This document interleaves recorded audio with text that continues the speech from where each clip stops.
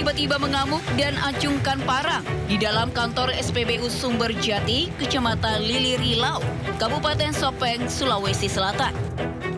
Dalam rekaman kamera pengawas, pelaku terlibat perkelahian dengan pegawai SPBU yang ada di dalam kantor. Korban sempat melawan dengan mendorong pelaku dan melempar kursi ke pelaku. Perkelahian bahkan berlanjut hingga keluar ruangan. Diduga pelaku kesal tidak mendapatkan BBM solar yang saat itu sedang habis. Akibat kejadian ini, korban terluka di jari, dahi hingga lengan. Peristiwanya saat dia mau mengisi BBM, pas dia mau mengisi sudah habis BBM. Terus dia tidak terima, dia cekcok sama teman saya di luar pompa. Dan dia tidak terima, dia pulang, ambil parang, dan terus masuk ke kantor. Ini terjadi karena adanya kesalahpahaman antara pelaku dengan korban. Sehingga korban ini yang sempat tadinya meneruskan aktivitasnya, tiba-tiba pelaku muncul lagi dan menganiaya menggunakan tajam pada korban. Nah, ini menyebabkan luka-luka yang terjadi pada korban. Saat ini pelaku telah diamankan di Polres Sopeng untuk menjalani proses hukum. Polisi menjerat terduga pelaku dengan pasal penganiayaan dan kepemilikan senjata tajam dengan ancaman hukuman hingga 2 tahun 6 bulan penjara. Dari Kabupaten Sopeng, Amnar Sengkang, iNews melaporkan.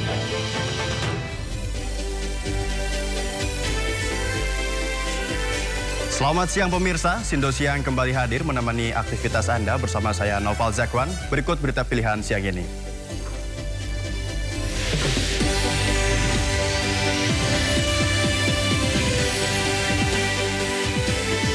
Arus lalu lintas tol Cikatama terus dipadati pemudik. Lebih dari 285.000 kendaraan meninggalkan Jabodetabek.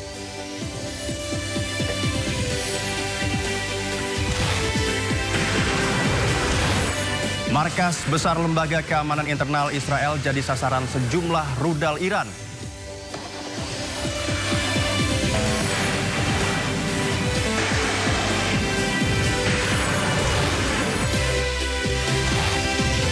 Usai terjaring operasi tangkap tangan KPK, Bupati Cilacap Syamsul Aulia Rahman dini hari tadi tiba di Stasiun Gambir, Jakarta.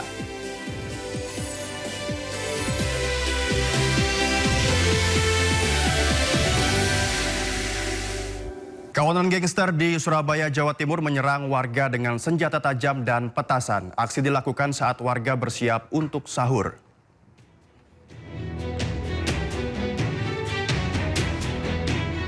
Sekelompok gangster menyerang sejumlah pemuda warga Kampung Kupang, Kerajaan 1 Surabaya saat sahur.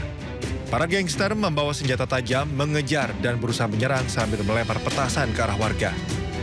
Aksi kejar-kejaran pun terjadi di dalam perkampungan. Penyerangan bermula dari sekelompok gangster memprovokasi pemuda warga sekitar yang akan melakukan giat membangunkan sahur. Tiba-tiba kawanan gangster melakukan penyerangan. Nah, dia itu provokasi ke anak dalam. Jadi dia bawa saja, bawa sama anak sini, sama remaja sini dikejar. Terus dia ngejar balik, bawa sajam itu. Peristiwa penyerangan ini telah dilaporkan warga ke polisi. Sementara pihak polisi dari Kepolisian Sektor Sawahan Surabaya masih melakukan proses penyelidikan. Dari Surabaya, Jawa Timur, Hari Tambayong, iNews melaporkan. Diguyur hujan deras dan angin kencang, sebuah papan reklame berukuran besar di Kota Bekasi, Jawa Barat roboh dan menimpa toko di bawahnya. Beruntung tidak ada korban jiwa.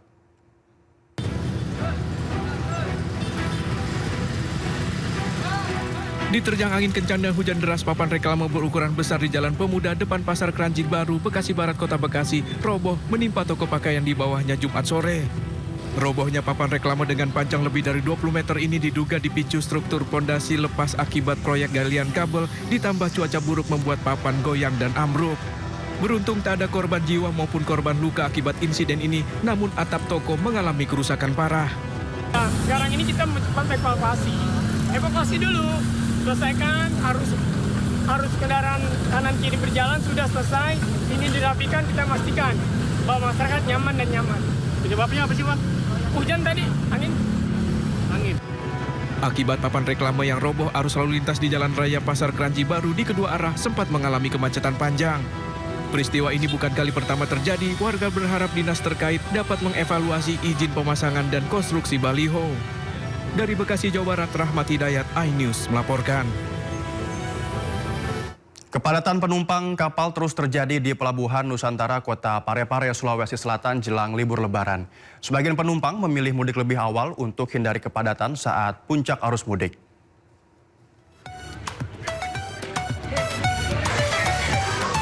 Suasana kepadatan penumpang kapal terlihat di dermaga Pelabuhan Nusantara Kota Parepare, Sulawesi Selatan pada Jumat malam. Sebanyak 2.176 penumpang tiba dengan menggunakan KM Bukit Siguntang yang berlayar dari Pelabuhan Balikpapan, Kalimantan Timur. Sejumlah penumpang mengaku memilih mudik lebih awal untuk menghindari kepadatan saat puncak arus mudik. Dari Tarakan mau ke Palopo. Oh, ke Palopo. Dalam rangka apa baliknya? Mudik pulang kampung ke mudik orang tua. Lebaran. Ini memang sudah cuti atau libur gimana? Sudah cuti. Oh, cuti. Berarti kerja ya? Iya. Oke. Ini bagaimana suasana di atas kapal? Ramai sekali, sangat padat karena memang waktunya mudik. Waktunya mudik. Kalau tiket gimana? Susah nggak? Lumayan. Bookingnya mulai dari 1 bulan yang lalu. Oh, sudah booking. Iya. Sejumlah personil keamanan tambahan disiagakan untuk memastikan kelancaran arus mudik yang tiba di Pelabuhan Nusantara Parepare. Dari Parepare, Sulawesi Selatan, Erwin Eka Pratama, iNews melaporkan. Para pemudik yang mengendarai motor mulai memasuki Pelabuhan Ciwandan di Cilegon, Banten pada Jumat malam untuk menunggu kedatangan kapal.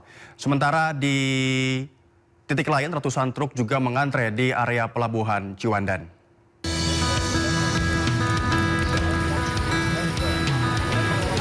Beginilah suasana Pelabuhan Ciwandan, Cilegon, Banten pada malam hari.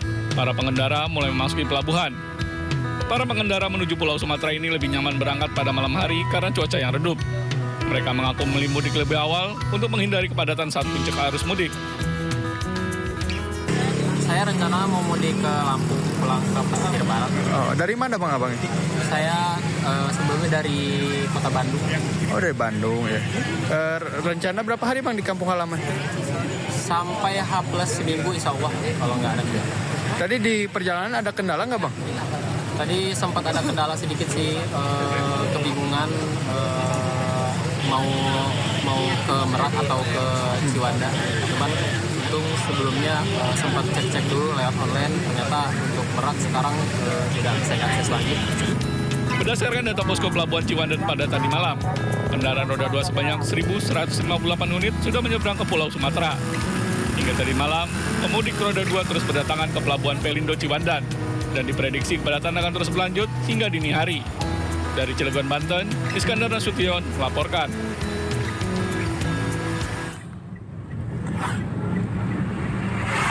Ratusan truk mulai mengantre di area Pelabuhan Ciwandan, Cilegon, Banten. Sementara itu, kendaraan roda 2 mulai memasuki area parkir pelabuhan untuk menunggu kedatangan kapal. Beginilah antrean truk di jalur lintas selatan Cilegon, Banten sejak Sabtu pagi. Truk-truk ini antre untuk memasuki kapal. Lalu lintas di sekitar Pelabuhan Ciwandan pun macet. Sementara itu, pengendara sepeda motor mulai masuk ke area parkir Pelabuhan Ciwandan untuk menunggu kedatangan kapal. Ada 6 hektar lahan yang tersedia bagi pemudik motor yang akan menyeberang ke Pulau Sumatera.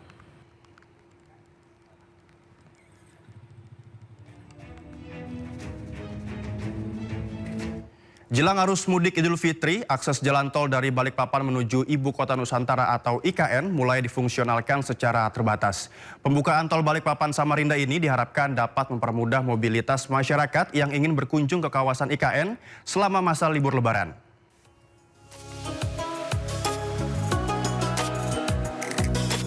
Sejumlah kendaraan antre melintasi jalan tol Balikpapan Samarinda yang hendak menuju Ibu Kota Nusantara. Jalan tol ini difungsikan selama 17 hari mulai dari 13 hingga 29 Maret 2026 dengan jam operasional mulai pukul 6 WITA hingga 18.00 WITA. Masyarakat pun dapat mengakses tol melalui 2 jalur, yakni pintu tol Manggar dan pintu tol 1B. Direktorat Lalu Lintas Polda Kaltim akan mensiagakan personelnya pada jalur tol Balikpapan Samarinda untuk memastikan kelancaran dan keamanan bagi masyarakat saat melintas. Dari Balikpapan, Kalimantan Timur, Mukmin Aziz, iNews melaporkan. Sepekan jelang Hari Raya Idul Fitri, sejumlah pemudik mulai berangkat lebih awal dari Terminal Bayangan Lebak Bulus, Jakarta Selatan. Tingginya permintaan tiket bus membuat harga tiket mulai merangkak naik.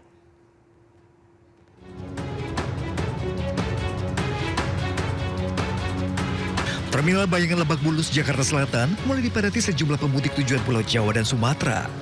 Sebagian memilih berangkat lebih awal untuk menghindari kepadatan arus. Bahkan para pemudik mengaku telah membeli tiket sejak 2 pekan lalu karena tingginya permintaan tiket jelang Lebaran membuat kursi cepat terjual.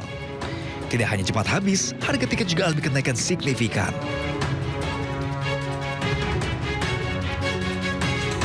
Kalau beli tiket sih udah hampir ini ya, setengah bulan yang lalu ya. Harganya berapa bang? Kalau sekarang harga lumayan naik sih, kalau mau ke Batu Rajanya sekitar 360, itu naik dari 290 tuh. Bahkan kalau mau pulang sini dari Batu Rajanya ke Jakarta, itu almost 100% naiknya. Itu sekitar 570. Jelang Lebaran terjadi kenaikan harga tiket bus sekitar 50%. Meski demikian, tingginya permintaan membuat sejumlah tiket untuk hari mendekati Lebaran sudah habis terjual.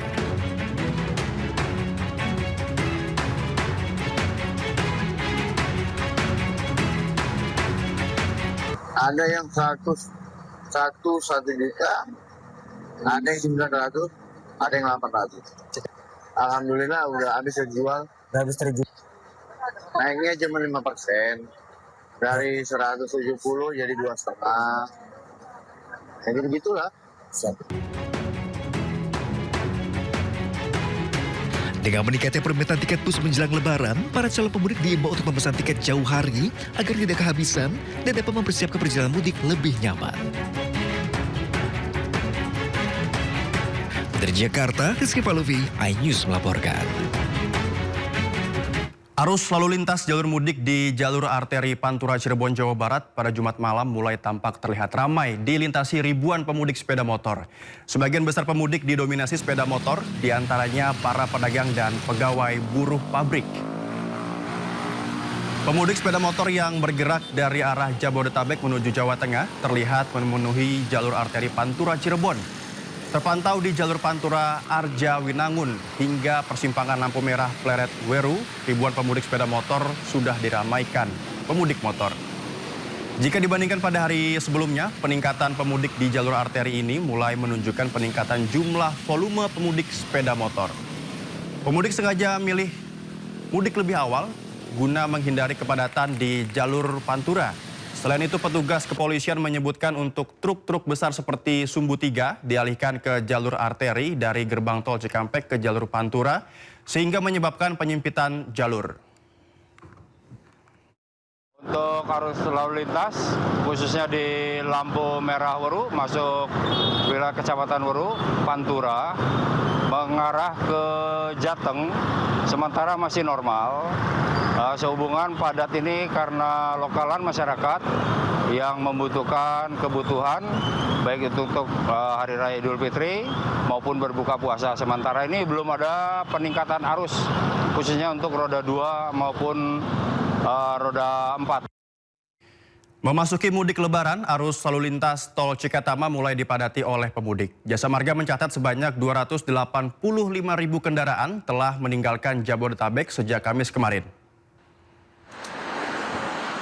Kondisi tol Cikatama kilometer 57 Karawang, Jawa Barat Sabtu pagi masih ramai lancar. Kendaraan yang melintas di tol Cikatama didominasi oleh kendaraan pribadi dari Jakarta. Belum terlihat adanya kepadatan kendaraan meski pihak Jasa Marga melaporkan volume kendaraan meningkat sejak Kamis kemarin. Sistem rekayasa arus lalu lintas diberlakukan secara situasional. Untuk mendukung arus mudik tahun ini, pihak Jasa Marga memberikan diskon tarif tol sebesar 30% di 9 ruas jalan tol.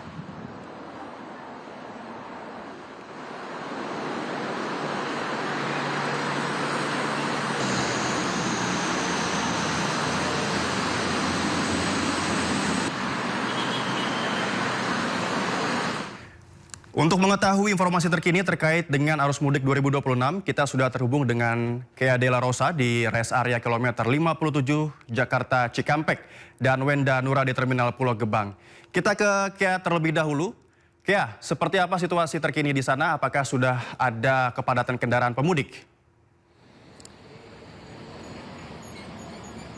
Selamat siang Noval dan juga pemirsa. Situasi terkini berdasarkan pantauan kami di ruas tol Cikampek Utama, khususnya di kilometer 57 belum ada kepadatan dan masih terpantau ramai lancar. Didominasi oleh mobil pribadi yang berasal dari Jakarta, lalu disusul dengan adanya bus Trans Jawa serta truk bermuatan. Dan hingga kini kami masih belum menemui titik-titik di mana terjadinya kepadatan ataupun kemacetan di ruas tol Cikampek Utama ini, yang memang diketahui dari informasi yang kami dapatkan dari Ditlantas Polda Jawa Barat, hingga kini terpantau masih di angka 2.200 kendaraan yang masuk per jam di tol Cikampek Utama ini, yang dimana artinya adalah masih terpantau ramai lancar. Dan jika nanti terjadi kepadatan, pihak dari Polda Jawa Barat akan memberlakukan sistem arus kontraflow, yang dimana nantinya pada saat volume kendaraan berada di angka 5.500 kendaraan per jam yang masuk ke tol Cikampek. Lalu juga Polda Jawa Barat akan memberlakukan sistem satu arah nasional ketika nanti kendaraan berada di titik 8.000 kendaraan per jam yang masuk ke tol Cikampek Utama saat ini. Dan untuk mendukung arus mudik tahun 2026 ini, Polda dan juga Jasa Marga, khususnya Jasa Marga memberikan diskon berupa 30% untuk 9 ruas tol bagi pemudik yang akan jalan ke arah Batang, Semarang, lalu juga Cikampek. Dan hingga kini Jasa Marga menghimbau kepada para pemudik yang ingin melakukan perjalanan jarak jauh guna melihat kembali kondisi fisik dan juga kondisi kendaraan agar tetap prima dan utamakan keselamatan, sebab keluarga Anda di kampung halaman telah menunggu. Kembali ke studio, Noval. Baik, utamakan keselamatan di arus mudik 2026. Lalu kita ke Wenda Nura di Terminal Pulau Gebang. Wenda, apakah di sana sudah ramai pemudik? Wenda. Ya, selamat siang Noval dan juga pemirsa. Untuk di Terminal Terpadu Bis Pulau Gebang juga ini sebetulnya sudah menunjukkan lonjakan penumpang, di mana lonjakan penumpang ini sudah terjadi sejak hari Kamis lalu, tanggal 12 Maret 2026. Di mana pada hari Kamis ini sudah terjadi lonjakan, di mana sudah diberangkatkan sebanyak lebih dari 2.800 penumpang menggunakan 404 bis antar kota antar provinsi. Nah, sedangkan untuk hari kemarin, hari Jumat, ini ada sekitar 300 bis yang berangkat. Namun untuk hari ini, data terbaru yang sudah kami terima per pukul 9:45 waktu Indonesia bagian Barat, sudah ada lebih dari 800 penumpang yang berangkat menggunakan 112 bis antar kota antar provinsi. Dan untuk keberangkatannya sendiri, Noval, jika pagi hari didominasi dengan keberangkatan bis yang menuju ke Pulau Sumatera, sedangkan untuk sore maksud kami siang menjelang sore hari ini didominasi dengan keberangkatan bis yang akan menuju ke Jawa Tengah. Nah, tentunya untuk penumpang sendiri di belakang saya sudah bisa dilihat memang saat ini tidak pas dengan jadwal keberangkatan bis, sehingga bis yang ada di belakang saya ini tidak terlalu banyak, karena memang untuk di Terminal Bis Pulau Gebang ini untuk keberangkatan lebih banyak di pagi hari begitu. Dan tentunya untuk Anda pemirsa yang akan berangkat mudik baik melalui ataupun menggunakan moda transportasi apapun, diimbau untuk selalu berhati-hati baik terhadap anak ataupun barang bawaan Anda, agar perjalanan mudik Anda aman, nyaman, dan terhindar dari hal-hal yang tidak diinginkan. Kembali ke Anda, Nova. Baik, terima kasih Wenda dan juga Kea atas laporan arus mudik 2026. Selamat bertugas kembali. Pemirsa, 1,5 juta pemudik diprediksi akan melintas melalui Pelabuhan Merak, Banten. Demi kelancaran, pihak pelabuhan ubah rest area jadi kantung parkir, termasuk menambah pelabuhan baru.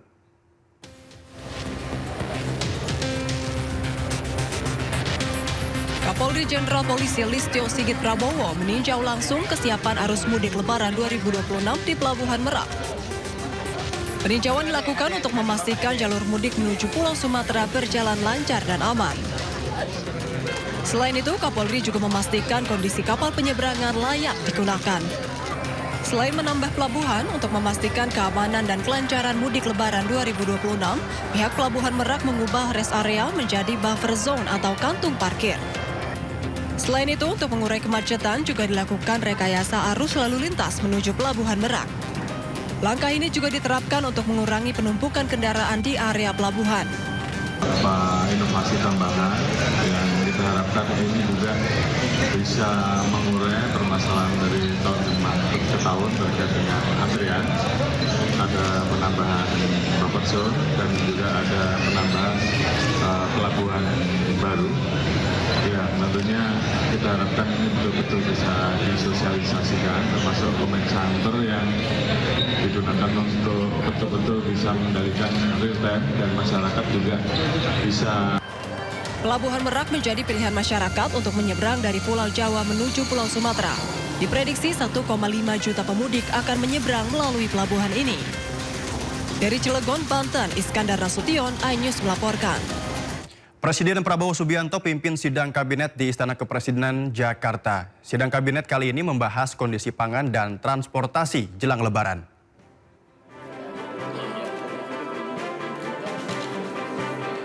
Sebelum digelar sidang kabinet, Prabowo Subianto bersama anggota kabinet Merah Putih terlebih dahulu membayar zakat mal dan fitrah di Istana Negara Jakarta. Pembayaran zakat tersebut disalurkan melalui Badan Amil Zakat Nasional. Diketahui sidang kabinet membahas soal persiapan Hari Raya Idul Fitri terkait ketersediaan kebutuhan pokok, infrastruktur, transportasi hingga pelayanan publik yang maksimal. Ingin menyampaikan beberapa hal terkait dengan mudik Lebaran yang kita hadapi. Pertama, saya minta Menteri Perhubungan untuk memastikan bahwa kebijakan diskon harga bisa dilaksanakan dengan sebaik-baiknya. Baik diskon tiket di pesawat, kereta api, kapal laut, dan jalan tol. Dan memastikan pelayanan yang baik di setiap tempat. Saya juga minta Panglima TNI dan Kapolri mengerahkan sarana yang dimiliki oleh TNI dan Polri untuk membantu kelancaran mudik. Yakinkan bahwa tambahan bantuan pangan untuk 35 juta keluarga penerima manfaat desil 1, 2, 3, dan 4 berjalan dengan baik. Dalam sidang kabinet kali ini, Presiden Prabowo juga memastikan tunjangan hari raya bagi ASN dan bonus hari raya bagi pengemudi ojek online dibayarkan tepat waktu. Selain itu, Prabowo juga perintahkan jajarannya untuk memastikan tunjangan hari raya bagi aparatur sipil negara dan bonus hari raya bagi pengemudi ojek online dibayarkan tepat waktu. Prabowo pun merasa bersyukur kebijakan pemberian bonus hari raya bisa diberlakukan oleh pemerintah di bawah kepemimpinannya. Bonus hari raya untuk pekerja sektor transportasi online. Yakinkan bahwa yang kita tentukan harus sampai ke mereka,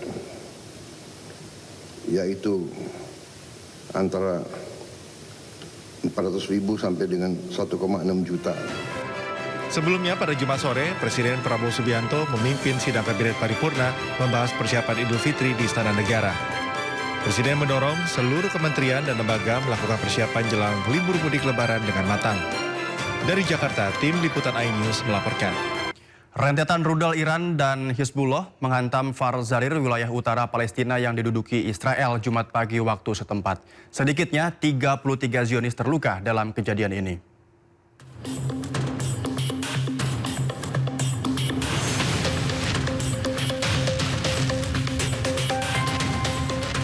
Permukiman warga kota di Kfar Zarir, Israel Utara dihantam rentetan rudal Iran dan Hizbullah pada Jumat pagi waktu setempat. Serangan tersebut memicu sirine berulang kali sepanjang malam di seluruh Israel Utara. Sedikitnya 33 orang terluka dalam serangan tersebut. Para petugas tanggap darurat pun langsung berupaya mengevakuasi para korban luka dan dilarikan ke rumah sakit.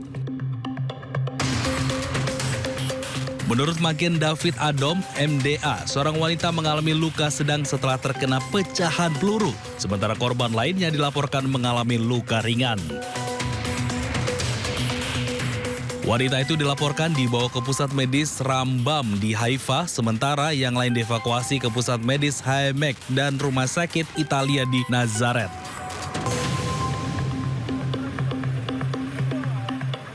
Usai mengevakuasi para korban luka, para petugas menyisir lokasi kejadian di mana satu rumah hancur total dan rumah serta mobil di sekitarannya mengalami kerusakan parah. Dinas Pemadam Kebakaran dan Penyelamatan mengatakan 7 regu pemadam kebakaran dikerahkan ke lokasi kejadian setelah sebuah rudal yang dilemparkan menghantam bangunan tempat tinggal, merusak rumah-rumah di sekitarnya dan memicu kebakaran lokal. Iran kembali meluncurkan rudalnya pada gelombang ke-42. Melibatkan beberapa jenis rudal, Iran menargetkan Tel Aviv dan pangkalan militer Amerika Serikat di seluruh wilayah.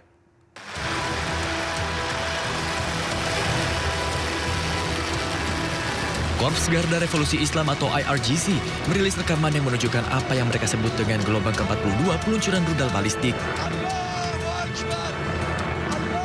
Dengan meneriakan takbir, serangan yang merupakan bagian dari operasi True Promise 4 ini melibatkan beberapa jenis rudal, termasuk rudal Emad, rudal Qadar, rudal Kibar Sekan, dan rudal Fatah.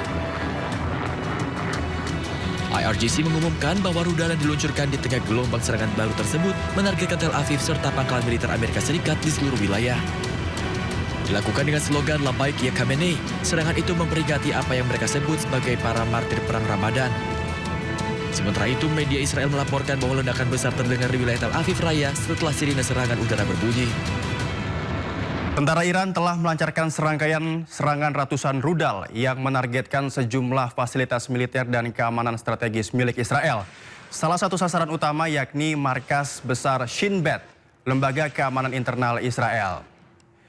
Militer Iran menyatakan beberapa drone telah diarahkan ke berbagai titik penting. Salah satunya markas besar Shin Bet yang dikenal sebagai pusat operasional utama bagi aparat keamanan domestik Israel yang bertugas mengordinasikan sebagai kegiatan intelijen dan keamanan internal. Markas Shin Bet memiliki peran penting dalam melindungi pejabat tinggi negara serta menjaga keamanan infrastruktur vital di wilayah Israel. Serangan ratusan rudal terhadap markas lembaga tersebut sebagai bagian dari operasi militer yang sedang berlangsung di tengah meningkatnya ketegangan antara Iran dan Israel.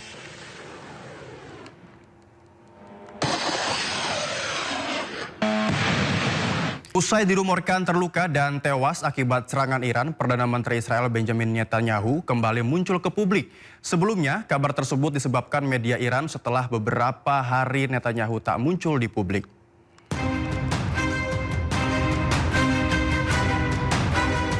Perdana Menteri Israel Benjamin Netanyahu kembali muncul ke publik usai dikabarkan terluka dan tewas akibat serangan Iran.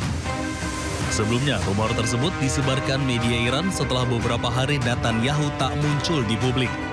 Netanyahu menyampaikan keterangan pers melalui sambungan video pada Kamis malam waktu setempat. Kemunculan Netanyahu juga terjadi hampir bersamaan dengan pernyataan Perdana Pemimpin tertinggi Iran yang baru, Mojtaba Khamenei, di Teheran. Dalam pernyataannya, Netanyahu menyebut pemimpin tertinggi baru Iran, Mojtaba Khamenei, sebagai boneka Korps Garda Revolusi Islam Iran, IRGC, dan tidak bisa tampil di publik. אנחנו קודשים את משטר הטרור באיראן. אנחנו פוגעים וקודשים את עושי דברו, החיזבאללה בלבנון. בשילוב זרועות חסר תקדים בין ישראל וארצות הברית, השגנו הישגים עצומים. הישגים שמשנים את מאזן הכוחות במזרח התיכון וגם מעבר לו. ההישגים הללו מבססים את מעמדה של ישראל כמעצמה חזקה מאי פעם. Sebelumnya, dunia internasional dikejutkan dengan kabar Perdana Menteri Israel Benjamin Netanyahu mungkin tewas atau luka-luka akibat serangan balasan Iran. Kabar tersebut disebarkan media Iran setelah beberapa hari tak muncul di publik.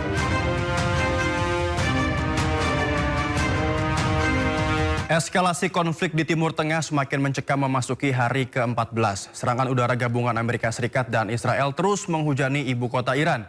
Sementara Iran meluncurkan gelombang serangan ke-42 yang secara khusus menargetkan wilayah Israel.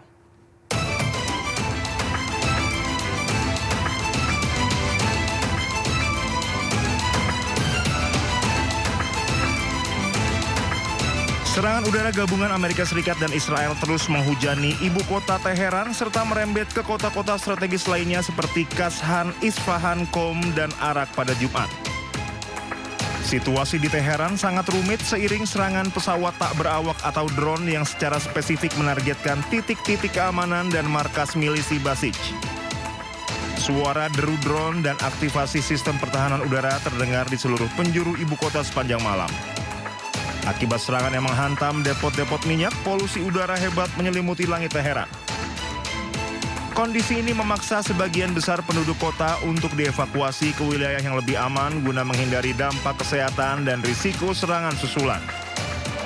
Militer Israel mengklaim telah menyerang lebih dari 200 target di wilayah Iran Barat dan Tengah dalam 24 jam terakhir. Namun serangan tersebut juga menyasar area permukiman warga sipil.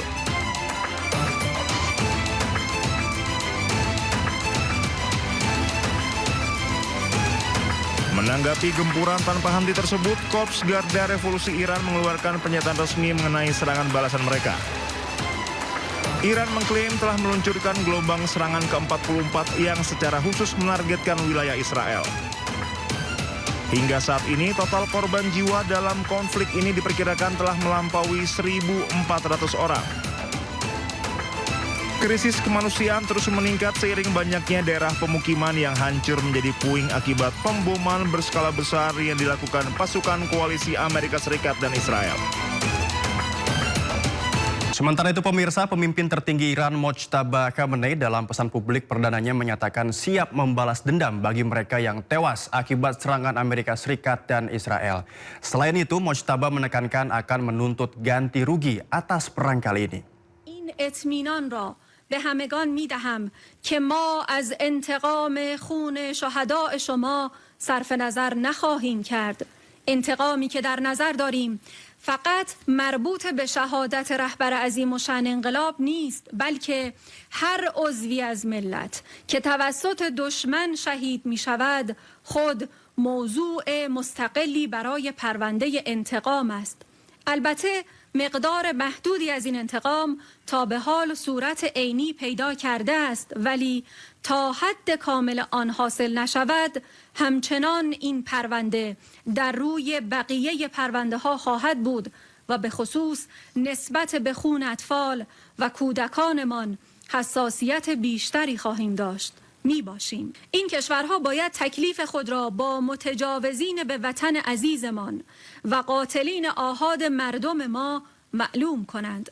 من توصیه می کنم هر چه زودتر آن پایگاه ها را تعطیل کنند، چون لابد تا به حال فهمیدند که ادعای برقراری امنیت و صلح از سوی آمریکا دروغی بیش نبوده است. این امر باعث می شود تا با ملت‌های خودشان که عموماً از همراهی با جبهه کفر و رفتار تحقیرآمیز آن ناراضی هستند پیوند بیشتری پیدا کرده و بر ثروت و قدرتشان افزوده شود. باز تکرار می کنم نظام جمهوری اسلامی بدون اینکه بخواهد سلطه و استعماری را در منطقه راه بیندازد برای اتحاد و رابطه متقابل گرم و صمیمانه با همه همسایگان آمادگی کامل دارد. ما از دشمن غرامت خواهیم گرفت و اگر امتناع کند به اندازه ای که تشخیص بدهیم از اموالش برخواهیم داشت و اگر آن هم مقدور نباشد به همان اندازه از amwalش را nabud. Pemimpin tertinggi Iran Mojtaba Khamenei memerintahkan pasukannya untuk tetap menutup Selat Hormuz. Pernyataan itu disampaikan Mojtaba lewat siaran televisi.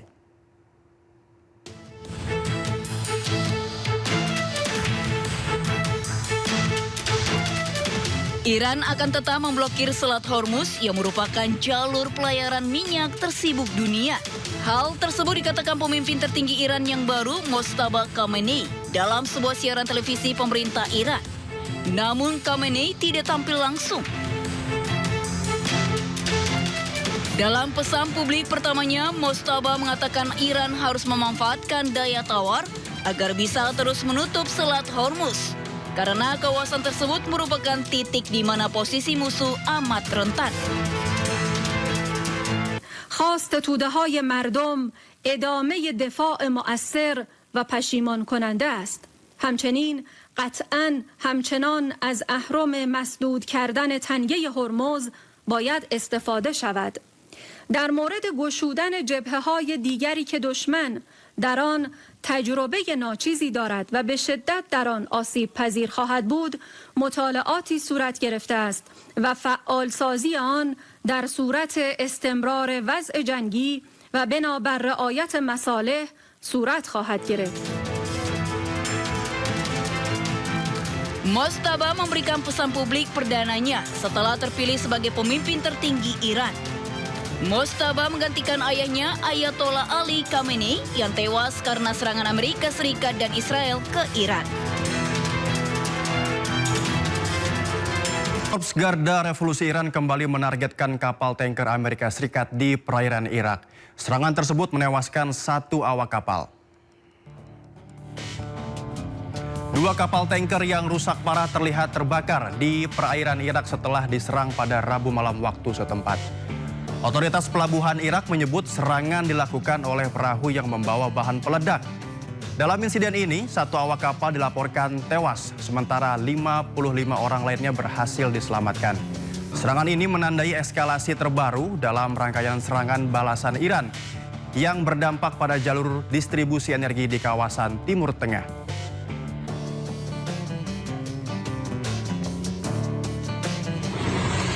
Tidak hanya kapal tanker milik Amerika Serikat yang diserang militer Iran, sebuah kapal kargo milik Thailand yang melintas Selat Hormuz juga diserang oleh militer Iran.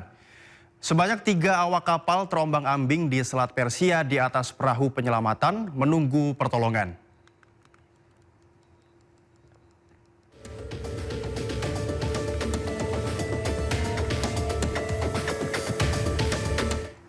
Perang di Timur Tengah belum juga mereda. Pangkalan militer Prancis di Erbil, Kurdistan, Irak telah dihantam serangan drone. Akibat serangan itu, 6 tentara Prancis dilaporkan terluka dan 1 orang tewas dan sebuah helikopter rusak. Sebuah rekaman video amatir menunjukkan kobaran api pasca serangan drone milik Irak yang menargetkan pangkalan militer gabungan tentara Prancis.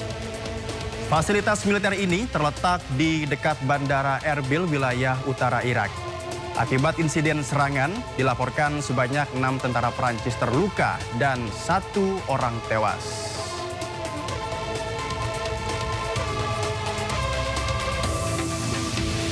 Serangan udara Israel menghantam sebuah gedung di Beirut, Lebanon yang berdekatan dengan kompleks pemerintahan.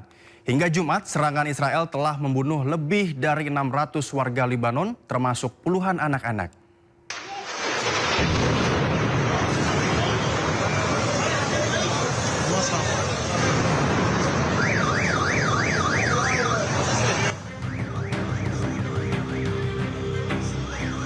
Serangan udara Israel meluas hingga ke wilayah Lebanon.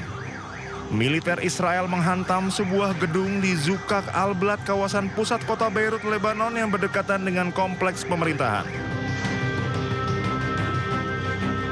Serangan terjadi tak lama setelah militer Israel mengeluarkan peringatan agar warga menjauh dari bangunan yang menjadi target.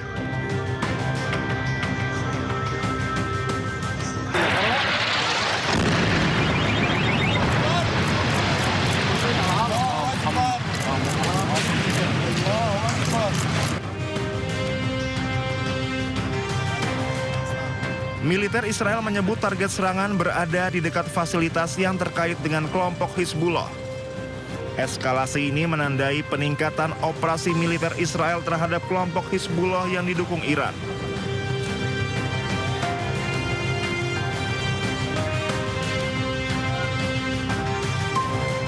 Menteri Pertahanan Israel, Israel Katz, mengatakan militer Israel telah diperintahkan memperluas kampanye militernya, salah satunya ke Lebanon. Kementerian Kesehatan Lebanon mencatat total 687 orang telah tewas, termasuk 98 anak-anak dalam serangan Israel ke Lebanon sejak 2 Maret 2026. Jumlah total korban luka mencapai 1.774 orang, termasuk diantaranya 304 anak-anak, 328 perempuan, dan 45 para medis. Sementara itu, Iran menegaskan pasukan militernya tidak pernah menyerang Azerbaijan, Turki, dan Siprus. Esmail Baghei, juru bicara Kementerian Luar Negeri Iran, ingatkan mengenai potensi operasi false flag oleh Israel. در رابطه با جمهوری آذربایجان، ترکیه و قبرس که شما اشاره کردید، ستاد کل نیروهای مسلح صراحتاً و رسما اعلام کرد که چنین پرتابه‌هایی از داخل ایران یا توسط نیروهای نظامی ما صورت نگرفته. قبرس رو دیدید، حتی مقام‌های رسمی انگلیس تایید کردند که چنین اتفاقی نیفتاده. ما همواره هشدار دادیم نسبت به عملیات‌های پرچم دروغین. یادمون باشه که یک رژیم شروری در منطقه وجود داره که سابقه طولانی داره در چنین اقداماتی. موضوع آوالون یا آپریشن سوزانا در 1954 در مصر یک مورد خیلی شناخته شده است که رژیم صهیونیستی چگونه سعی کرد با اقدامات خرابکاری سعی کنه که شکاف ایجاد بکنه بین چند کشور. اخیراً هم خب خبرهاش اومد که در عربستان سعودی و قطر اینها مشغول عملیات خرابکارانه بودن. بنابراین همه کشورها رو ما دعوت می‌کنیم به تأمل و دقت در هر گونه پیش‌داوری راجع به تحولاتی که در منطقه صورت می‌گیره. تعجیل و شتاب در اعلام نظر حتماً به نفع روابط دوستانه بین کشورهای منطقه نیست. دیشب گفتگوی خوبی بین رئیس جمهور محترم و رئیس جمهور آذربایجان صورت گرفت. توضیح داده شد، تاکید شد که چنین اقدامی از طرف ایران نبوده و امیدواریم که حسن نیت و رویکرد مثبت ایران در قبال همسایگان در هر اظهار نظری مد نظر باشه. در عین حال تأکید ما سر جاش هست. از هر جایی که منشأ و مبدأ تعرض نظامی علیه ملت ایران باشه، قاعدتاً پاسخ ما. Sebuah minibus terguling setelah menabrak truk di depannya. Diduga supir minibus mengantuk. Kecelakaan lalu lintas terjadi di ruas tol Gempol, Kejapanan, Pasuruan. Dalam rekaman, sebuah mobil yang melaju di tol tiba-tiba hilang kendali dan menabrak truk yang berada di depannya. Diduga sopir minibus mengantuk. Kerasnya tabrakan membuat mobil oleng dan terguling. Tak ada korban jiwa dalam kecelakaan ini. Sopir dan penumpang minibus alami luka ringan. Petugas kemudian datang untuk lakukan pengamanan.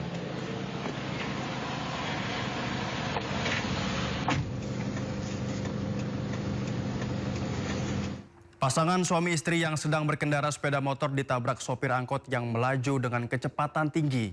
Sang istri kritis sementara suami terluka.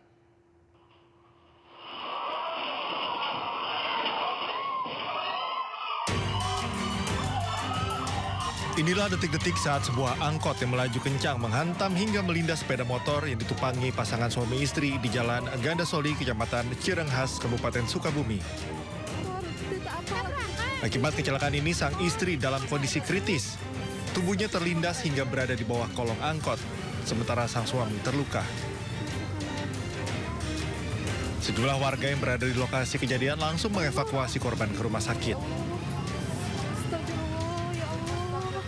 Kejadian bermula saat sepeda motor yang ditumpangi Pasutri melaju dari arah Cirenghas menuju Sukaraja.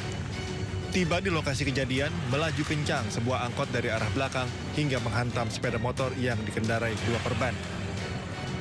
Angkotnya menabrak dari bagian belakang sehingga membuat motor tersebut terjatuh, dan sampai saat ini telah kita laksanakan olah TKP dan laksanakan evakuasi untuk korban pengendara kendaraan roda 2. Sopir angkot diamankan petugas untuk dilakukan pemeriksaan lebih lanjut. Saat ini kasus ditangani unit Gakum Satlantas Polres Sukabumi Kota. Dari Sukabumi, Jawa Barat, Budi Setiawan, iNews melaporkan.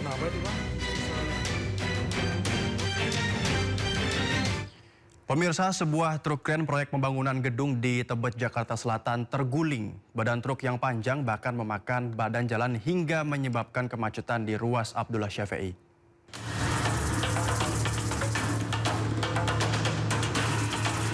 Beginilah kondisi truk krain yang terguling karena kehilangan keseimbangan saat tengah mengerjakan proyek pembangunan gedung di Tebet, Jakarta Selatan.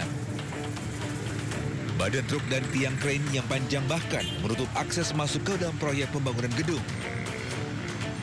Tak hanya itu, bagian depan truk juga memakan sedikit badan jalan Abdullah Syafi'i mengarah Casablanca hingga membuat arus lalu lintas tersendat.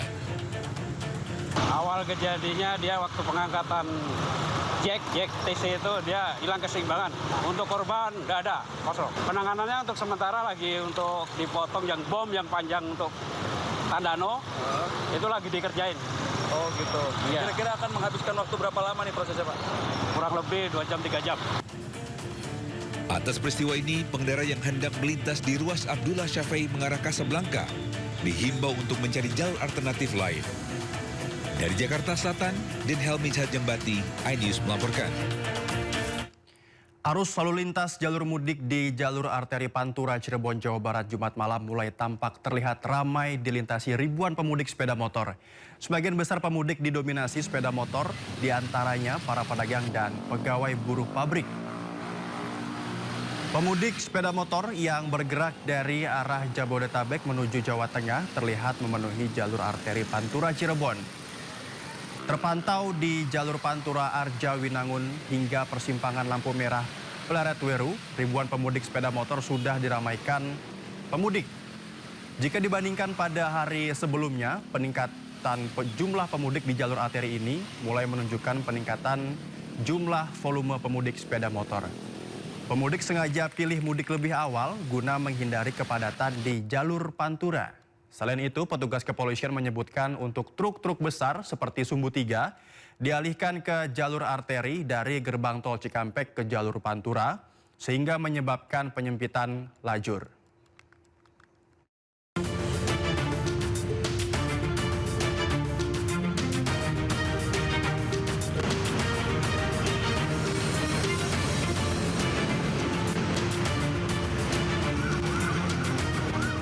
Pemirsa, saatnya kita simak pantauan arus lalu lintas siang ini. Kami telah terhubung dengan Brigadir Haikal dari NTMC Polri yang kini berada di kawasan eksit tol Cikopot, Purwakarta, Jawa Barat. Selamat siang Brigadir Haikal, bagaimana pantauan arus lalu lintas dari tempat Anda melapor? Ya baik, terima kasih Noval dan selamat siang pemirsa. Kembali kami dari NTMC Polri akan menginformasikan situasi arus lalu lintas pada siang hari ini langsung dari kawasan eksit tol Cikampek ataupun tepatnya di Simpang Cikopot, Purwakarta, Jawa Barat. Di mana situasi arus lalu lintas pada siang hari ini di kawasan eksit tol Cikampek. Bisa bersama-sama kita lihat situasi arus lalu lintas saat ini masih terpantau ramai lancar baik dari eksit tol Cikampek yang akan menuju ke kawasan Simpang Jomin dan menuju Jawa Tengah maupun yang akan menuju ke kawasan Bandung melalui Purwakarta Kota.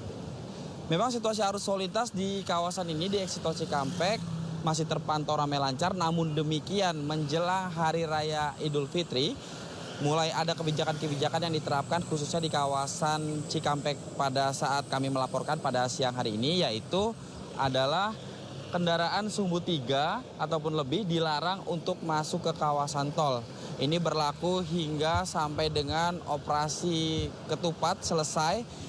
Ini perlu menjadi perhatian bagi Anda untuk selalu berhati-hati apabila Anda berkendara dan apabila Anda akan mulai berkendara untuk selalu memperhatikan dan update informasi Anda agar Anda tidak terjebak kepadatan lalu lintas. Kami menghimbau juga untuk selalu berhati-hati dikarenakan kemungkinan situasi arus lalu lintas meskipun terlihat cukup lancar, namun demikian dapat terjadi beberapa yang memungkinkan seperti kepadatan arus lalu lintas. Untuk itu selalu update informasi Anda sebelum Anda berkendara. Tetap disiplin berlalu lintas dimanapun Anda berada, tidak menggunakan ponsel saat berkendara. Kebijakan-kebijakan yang diterapkan seperti kontraflow dan one way masih bersifat situasional, tergantung bagaimana situasi arus lalu lintas pada saat itu.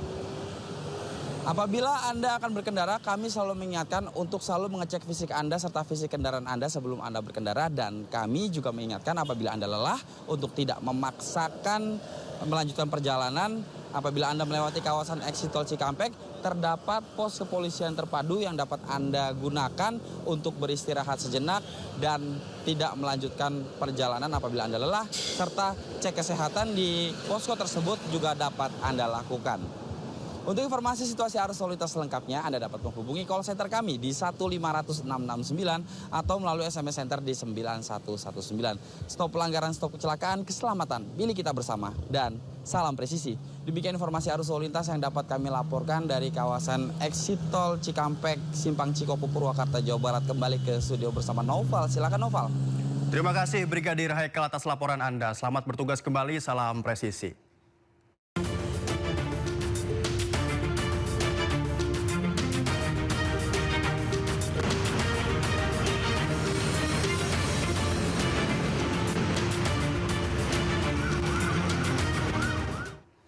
Ratusan warga di Purbalingga antusias antri untuk mendapatkan baju lebaran gratis. Tidak hanya itu, warga juga mendapatkan sembako gratis.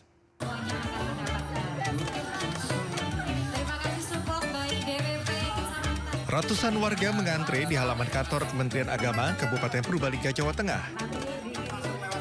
Ratusan warga saling berdesakan untuk mendapatkan baju lebaran sesuai keinginan yang akan dipakai saat Hari Raya Idul Fitri.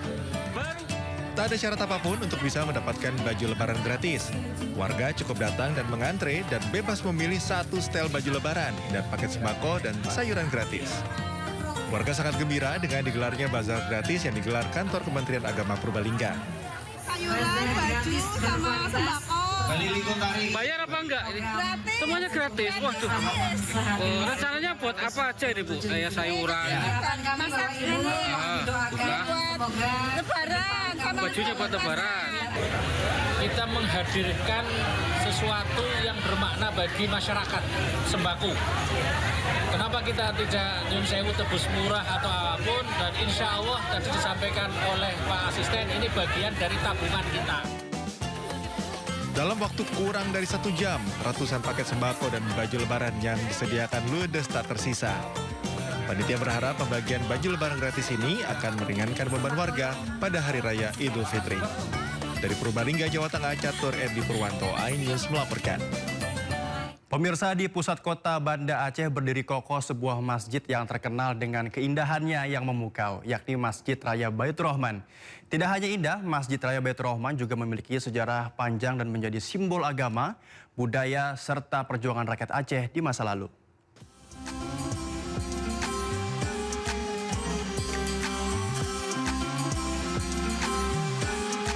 Masjid Raya Baitur Rahman di kota Banda Aceh, Aceh dibangun pada masa pemerintahan Sultan Iskandar Muda pada 1612 Masehi. Masjid kebanggaan masyarakat Aceh ini memiliki sejarah panjang dalam peradaban Islam, hingga pernah menjadi saksi bencana tsunami pada tahun 2004 silam. Berdiri kokoh di pusat ibu kota, Masjid Raya Baitur Rahman tak hanya digunakan sebagai tempat ibadah, namun juga menjadi pusat pendidikan serta perkembangan ilmu agama. Kini Masjid Raya Baitur Rahman juga menjadi salah satu objek wisata religi terkenal di Tanah Rencong. Saat bulan suci Ramadan, masjid ini kerap dikunjungi warga dari berbagai daerah untuk beribadah. Saya menyempatkan diri untuk berkunjung ke Masjid Raya, melakukan ibadah di sini, kemudian berkeliling melihat keindahan Masjid Raya. Pada masa pemerintahan Sultan Iskandar Muda, Masjid Raya Baitur Rahman digunakan sebagai pusat penyiaran agama Islam. Sementara pada masa penjajahan Belanda, masjid ini digunakan sebagai tempat ibadah sekaligus markas pertahanan rakyat Aceh dalam melawan serangan musuh. Dari Banda Aceh, Sukri Syarifuddin, iNews melaporkan. Pemirsa, usai sudah Sindo siang hari ini, jangan lupa Anda bisa mendapatkan informasi terkini dan terbaru di kanal YouTube Sindo News atau melalui portal yang menghadirkan berita daerah, berita nasional, dan berita internasional di sindonews.com. Saya Noval Zakwan beserta kerabat kerja undur diri. Selamat siang dan sampai jumpa.